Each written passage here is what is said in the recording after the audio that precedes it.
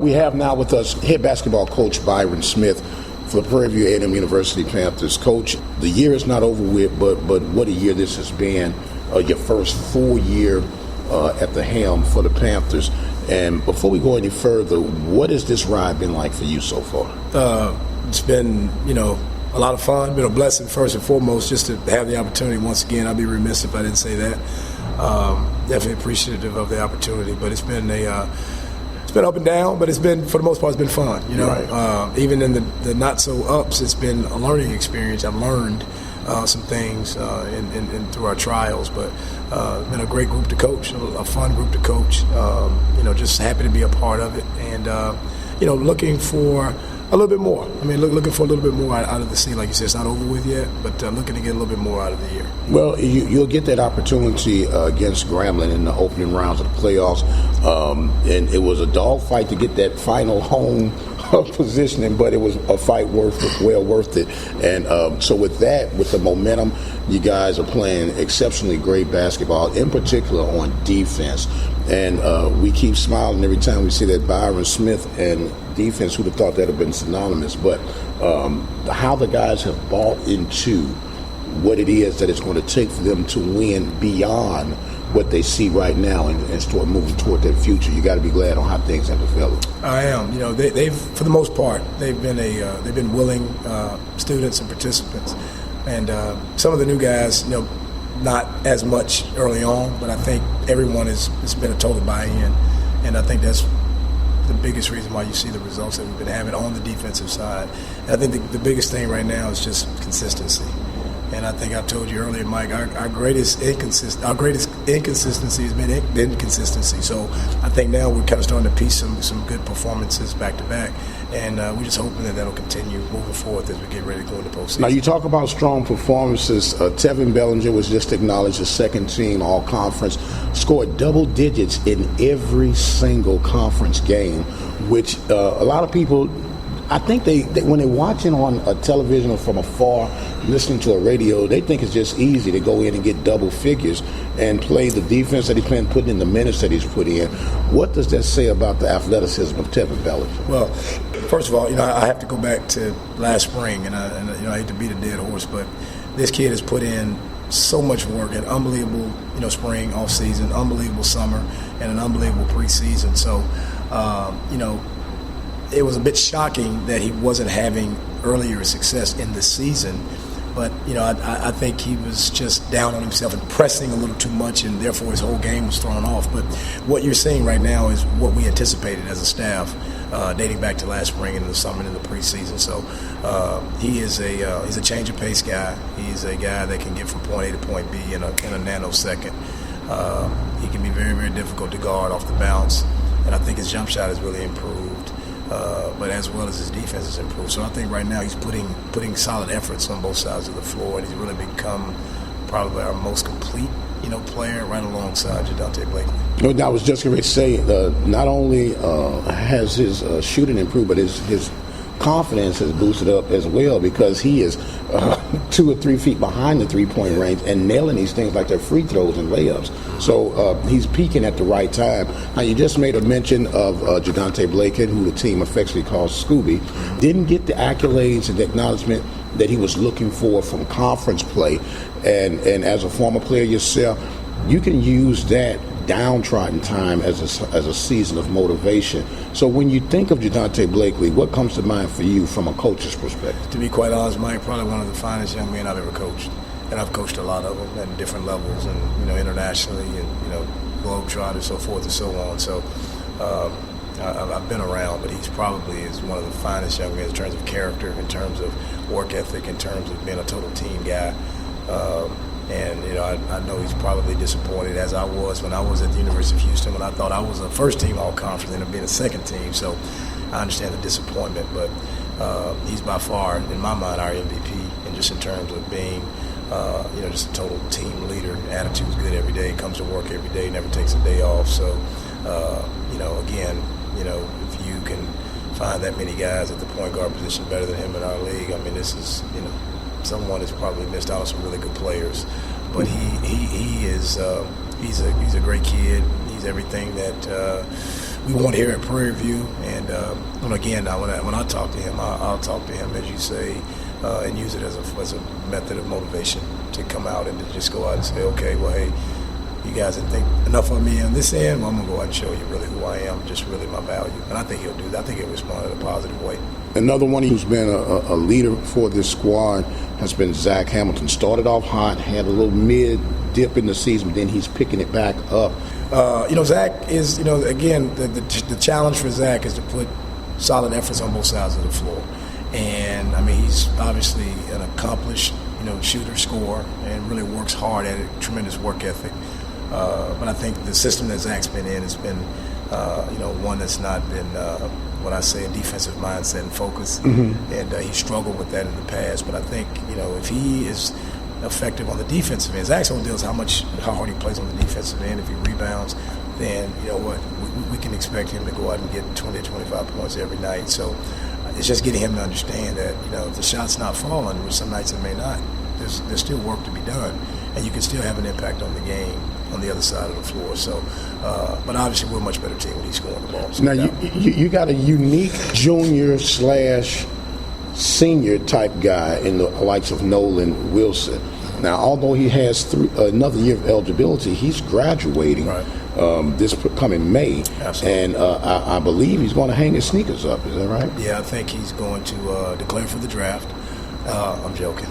He's going to move on. He's going to give up his final year of eligibility because he's just a quality kid and going to get his degree, Mike.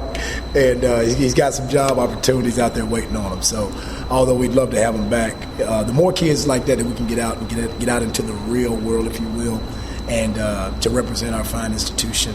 I think kids like Nolan becomes our biggest recruiter, because he knows everything there is to know about Prairie View A&M, the buildings, the tradition, the different things of that nature. He's an old soul in a young body, but he's probably going to be one of our greatest recruiters in terms of other potential student athletes moving forward in the future. So he's a guy that I have a very close relationship with. Once again, another great kid to coach and to be around, tremendous family. So we're happy for him, and we want to see him transition off into mainstream society and in the workforce. And still be able to contribute to our program from a distance. Now, you talk about an old man's soul. You led me right into Mr. Avery Lomax. He moves around very lethargically at times, but I asked him, do you need some rheumatism rub down or something like that? But a very infectious young man and one of your quiet leaders on this team. Avery's been around so long, I just think he's just confident. He's been around Prairie for 5 or 6 years. I mean, I think he was here a year before I even knew him, that he was here. But I just think he's very, very confident, very calm, being here. Everyone knows him, very popular guy. Student body loves him. And he is a leader of our team. Believe it or not, they really, really, really respond to him. And with Avery, I always say, you don't measure a man by his height, you measure him by his heart. He has a big heart. And, he is a leader of our team, and people gravitate to him. And once again, everybody knows Avery Lomax at all the other institutions in the state of Texas, and he knows everybody. So once again, the sooner we can get guys like Nolan Wilson and Avery Lomax out into society, I think it's going to help Prairie View that much more in terms of recruiting, because when I ask them about their experience here, and they're very honest, I don't think they will fib to me. They tell me that, Coach, this has been really good. This time here at Prairie View has been really good. So I think we're putting these young men out in society with positive vibes about Prairie View, and I think it's going to come back to us twofold in terms of them spreading the word about Prairie View men's basketball in the future. Yeah, and you have another young man who has really accepted the role that he brings to the team. He doesn't make a lot of fuss, works hard every chance to get the opportunity, and that's Jordan Lumpkins. Jordan Lumpkins is a young man that is kind of caught in a numbers crunch, if you will. Several guys at that position, with Hamilton and Thompson and Bellinger and Lomax, if you will, Shaq Preston, Jordan Gittins. So it's just kind of a numbers deal. So he's good enough to play. He hasn't gotten the playing time that he's wanted. It took him a little bit of time to kind of get eligible. But it's just a situation where sometimes the numbers are just so much. But again, I can go down the line, Mike, and just talk about these. This is probably the finest group of young men I've ever coached. Just in terms of their character, their upbringing, what they're about. They listen. They're not perfect. None of us are. but they give us very few problems in terms of doing the things they need to do. And Lumpkins is another guy, that young man, that when we have recruits come on campus, he understands what Prairie View is all about. He's been here a couple of years, but he's really big on helping us to be able to attract and saying positive things about the program to get future recruits to come. So he's an athletic kid, can really defend. I wish I could get him a little bit more playing time, but he never barks, he never complains. He's always coming to work hard every day. And I think his best basketball is ahead of him. And I think maybe even in the postseason, but definitely next year is a guy that we look to step on the floor and give us some quality minutes. Well, and I didn't recognize him last got time out. He got the haircut and everything. And I walked out, I said, Lumpkin? He said, yes, sir. I said, what happened? He said, my grandmama's coming. I said, well, your grandmama should have came around a long time ago. A fine group of young men, and even finer coaching staff that you've assembled together. And a lot of people don't understand. You want guys that buy into your vision, even if they don't understand your vision at the time. How difficult is that, especially when it's your first rodeo around being the head man? Well, again, we have selfless coaches, and they're all for the greater good, which is the program, and they're humble enough to, again, and sometimes they don't understand really maybe where I'm coming from, but they never question. They reinforce, what's being said, which is great. But I think the chemistry with our coaching staff is great because, Mike, you may walk in the gym one day and you'll see me pushing the broom up the floor, sweeping the floor. None of us are above, being able to do the small things, you know what I mean? And there's no ego with any of us. It's about the players, and we all understand that. I think those guys have done an excellent job in preparing our players and scouting reports and, just making sure that our guys are getting what they need. And they're not perfect either.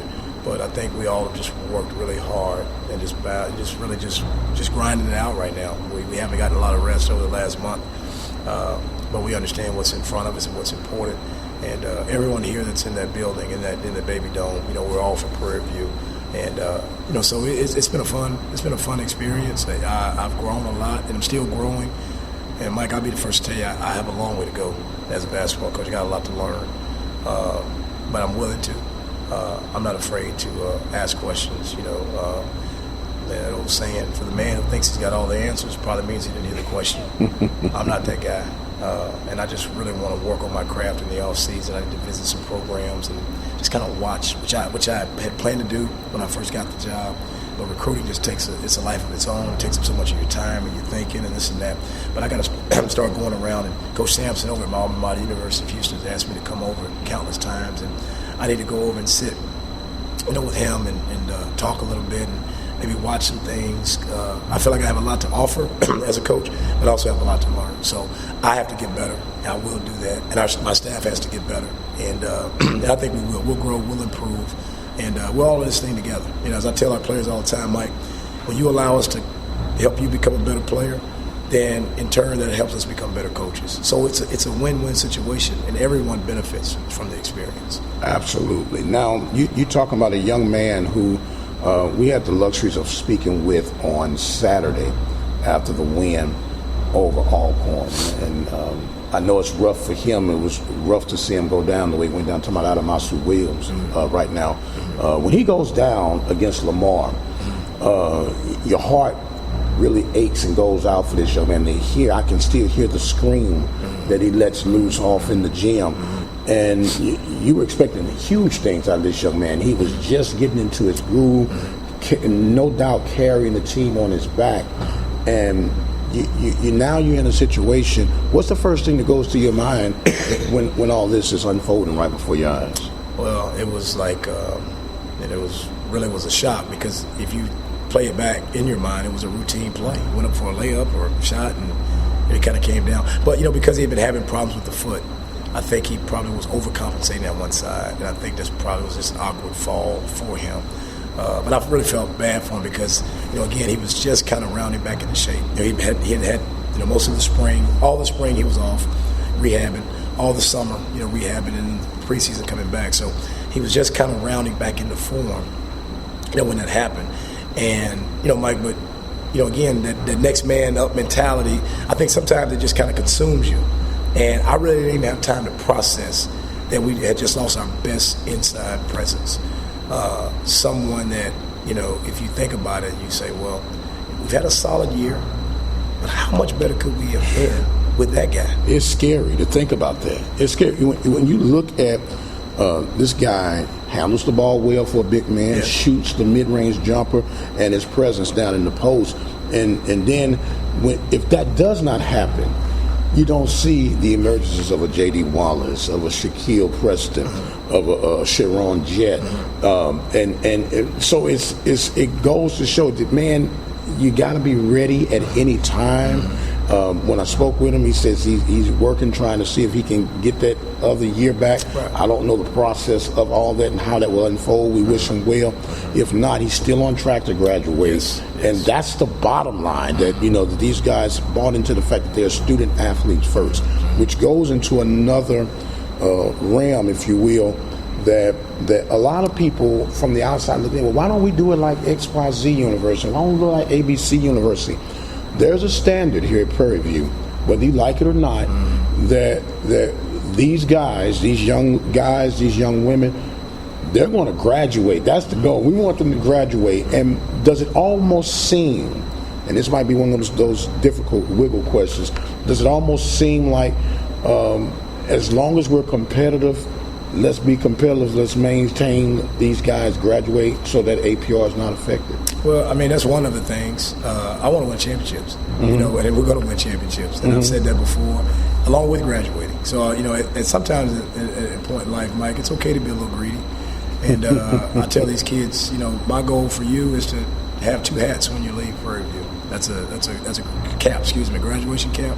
And a SWAC championship cap. There you go. To the NCAA tournament. There you go. Now, we could also start the University of Kentucky program and start some classes over here, make sure everybody had these phenomenal That would help. Man. That would help. I'd get a lot more sleep at night. Don't worry about that. That would be great. You got some ideas, I'm open for suggestions. We're just playing around right now. Talking with Coach Byron Smith, head basketball coach for the Prairie View A&M University Panthers, who end up going 10-8 on the conference season from an 0-3 start, winners of the last 6 of their 8 contests.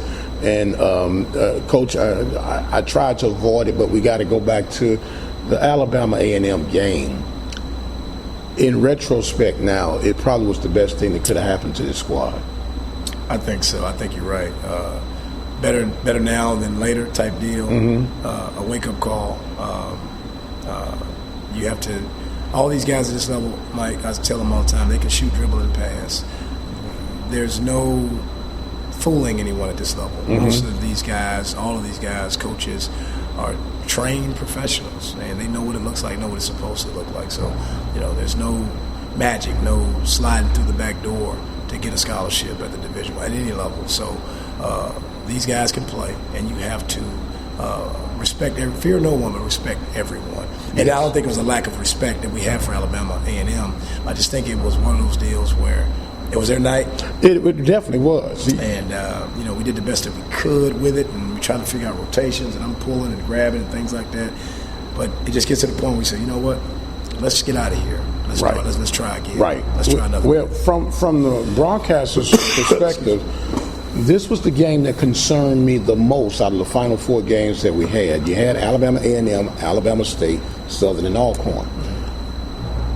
I'm looking on paper, and on paper it's deceptive. You go like, oh man, there's no reason that we should even think about struggling with these guys. But it was senior night. Yes. And I call it looks like a prison gym to me. It was a perfect storm for these guys, and they were hitting from every angle on that gym floor that night. And it was one of those nights where the shots wasn't falling. They were getting second, third, fourth chance rebounds. And about midway through, Coach, I said, well, this is probably going to be a rough one. And you just want to play it out, make it as competitive as possible. Not that you give up, but the reality sets in that at some point you got to realize that tonight's not your night, no matter how you try to mix and match. Right. Is that what you were seeing from the bench tonight? Pretty much, yeah, pretty much. And you have to be realistic, and I was. And although you try to coach say the same things, their timeouts, body language, you try to because your players are constantly watching you. Right. Sometimes I have to remind myself of that, you know what I mean? And so you never want to give off a sign that you're waving a white flag or anything or throwing in the towel. But I knew it was just, the biggest thing was that we weren't able to make shots. And any good offensive team, which I think we have become, a better offensive team, when you're not making shots, then you're putting all the pressure on yourself to defend. And, wasted offensive possessions or non-efficient offensive possessions that drains you subconsciously sometimes from being aggressive on defense. Because if you think about it, how many times you see a guy shoot a shot, Mike, misses it, and he comes back down and he snaps the floor after a missed shot. You never see that.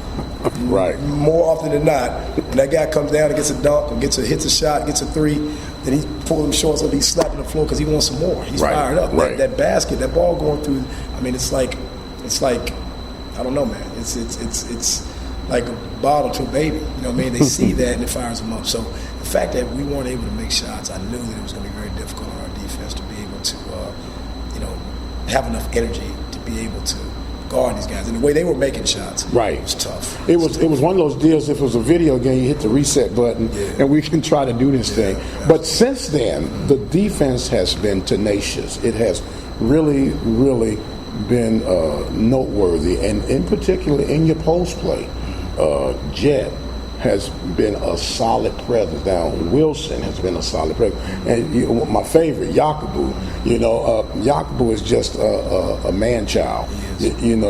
Somebody was joking when I said he might be about 30 years old. It's inconclusive as we speak. But I won't look into it till after the season. No, so the defense has definitely tuned in, and once a guy really buys into the fact that I'm a role player on this team, I'm a defensive specialist, I'm here to get some quality minutes, and I got 5 good fouls to earn. And one thing in particular about Yakubu, he gonna get his quality fouls in, and I get tickled every time I go back to the Jackson State game. This dude, for me, it solidified not only who he is on this team, but what this team is about as far as the toughness that has been developed over the course of this season. Well, Mike, going back to the initial thing you brought up, that's probably the hardest sell in basketball for any coach, is to get someone to accept a not so glamorous role of being a defensive specialist and stopper. There's only been a few that have actually made a quality living doing it. The Dennis Rodmans, for a while, the Ron Artest, the modern day Tony Allen with Memphis. It's just not glamorous, So to ask a kid, to recruit a kid, if you ever want to not sign a kid, tell him I want you to come here and be a defensive stopper. Tell him I want you to come here and be just a role player. In this day and age, it's not going to work. You're going to lose that kid. But speaking about Yakubu, on his visit, he didn't talk about scoring the basketball. He talked about, I never will forget it, we were sitting there having dinner when he first came in. He talked about, Coach, my opponent, I'm going to wear him down. It was almost like the Terminator, the way he spoke. I'll be back. Yeah. You're not going to be able to stay with me. I'm going to wear him down. He's going to have the best night of sleep that he's ever had after he plays me. I'm serious, Mike. This is what's going on at the dinner table. And I'm sitting there like I'm mesmerized. I'm like, we got to get this kid. We got to get this kid. So, again, his existence here in this program is needed. I mean, you think back to, guys we've had in the past have been solid players, but it wasn't that always that team first. Like, okay, if I score 2 points, I'm happy. If I score 22 points, he's the same guy. But I'm going to get out of him on a fight. He knows he can't put those fouls in his pocket. He can't take them back to the apartment. So he's going to use them. And sometimes we have to kind of scale him back a little bit. Like, Houston, now, the guy's on the ground bleeding. Don't throw your hands up and say, what did I do? You broke the guy's nose. His eyes out of the socket and everything. You did that. Love him to death, man. Yes, sir. Yes, sir. Coach Byron Smith and the Panthers in postseason tournament form now, as they'll be taking on the Grambling State Tigers at the Baby Dome. Got that 4th spot and let's take advantage of it all the way, Coach. Of course, you can listen to Panthers basketball exclusively on KPVU 91.3 FM, where yours truly, Dr. Mike Prince, will be giving you the play-by-play. Coach, it's always good to sit down and talk with you, man. Enjoy you as a coach, as a person, as a human being, solid young man, and you're doing Prairie View proud. Thank you, Mike. Appreciate it. Coach Byron Smith of the Panthers, I'm Dr. Mike Prince. We'll see you on the other side.